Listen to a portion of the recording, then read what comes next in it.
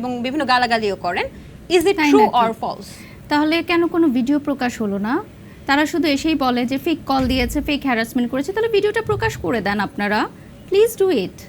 আপনারা কেন call record করে রাখেন না? আমার কাছে তো আননোন নাম্বারে কোনো কল আসলেই আমি রেকর্ডে দিয়ে দিই। আপনারাও করেন, করে আপলোড দিয়ে দেন আমার ভয়েস সহ। প্লিজ ডু ইট, আরও ভাইরাল হতে পারবেন। আচ্ছা, আপনাকে নিয়ে কথা বলে তাহলে ভাইরাল হওয়া যায়? ডেফিনেটলি, এজন্যই তো কথা বলে। তাহলে কি আপনি viral queen? Definitely I am. Okay, আপনার সম্পর্কে দ্বিতীয় অভিযোগ হচ্ছে আপনি ফেক বা স্ক্যামার গ্রুপ প্রতিষ্ঠানকে প্রচার করছেন এবং আপনি জানেন এটা নিয়ে কথা বলেছে নুসরাত ফারিয়ার বোন মারিয়াও কথা বলেছে, যদি ভুল না করে ওনার থাকি। ব্যাপারে তো কেস চলছে অলরেডি। আমরা এই ব্যাপারে জানবো, আমি একটু শেষ করছি অভিযোগগুলো।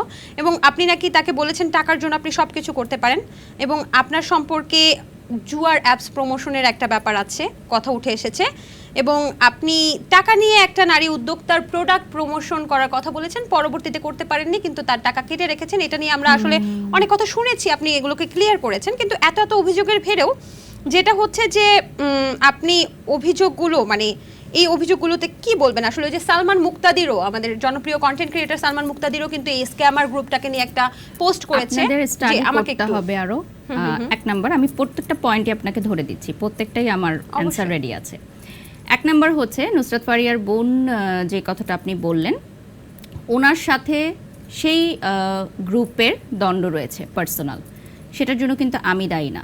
আপনার সাথে আরেকজনের ব্যক্তিগত দ্বন্দ্বের কারণে আমি আজকে আপনার শোতে আসবো না, এটা তো হবে না, রাইট? এক নম্বর পয়েন্ট।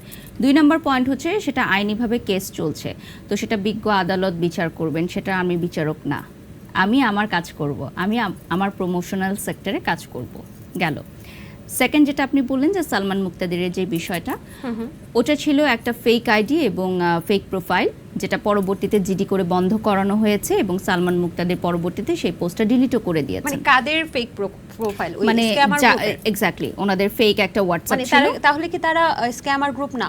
না, সেটা ফেক হোয়াটসঅ্যাপ খুলে তারা বিভিন্ন মেয়েদেরকে এ ধরনের প্রস্তাব দিচ্ছিল। পরবর্তীতে সেটা কেস করে জিডি করে ক্লোজ করানো হয়েছে এবং সেই জিডির কপিও আমাকে দেখানো হয়েছে, কারণ এটা নিয়ে আমি কথা বলেছিলাম যেটা ট্রু আর ফেক।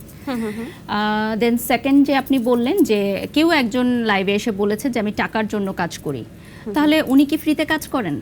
আপনি এখানে হোস্টিং করছেন, আপনি কি ফ্রিতে করছেন? সবাই টাকার জন্য আমরা কাজ করছি, রাইট?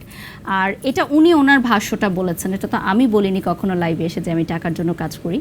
আমি কাজ করি কারণ আমি কাজকে ভালোবাসি, আমি কাজকে সম্মান করি এবং এটার বিনিময়ে এই যে সময়টা তারা নিচ্ছে, এটার জন্য আমাকে ডেফিনেটলি পারিশ্রমিক দিতে হবে, কারণ এটাই আমার পেশা, এটা দিয়ে আমার সংসার চলে। অ্যান্ড থার্ড যেটা আপনি বললেন যে একজন উদ্যোক্তার টাকা কেটে রাখার যে প্রসঙ্গটা, সেটা হচ্ছে যখন কেউ প্রোডাক্ট দিতে লেট করে বা ওনাদের গাফলতি হয়, তখন আমরা যে শিডিউলটা দিয়ে থাকি সেই শিডিউলের কারণে 50% অ্যামাউন্ট ডেমারেজ রেখে বাকিটা রিটার্ন করা হয়। যেমন এরকম অনেক গ্র্যান্ড ওপেনিং বা শোজ হয়ে থাকে যেটা অন ডেটে হয় না, পরবর্তী ডেটে হয়, তখন যে অ্যাডভান্সটা আমাদেরকে করা হয়ে থাকে সেটা আমাদের ওই নির্দিষ্ট শিডিউলটা যেহেতু লক করা হয়ে থাকে,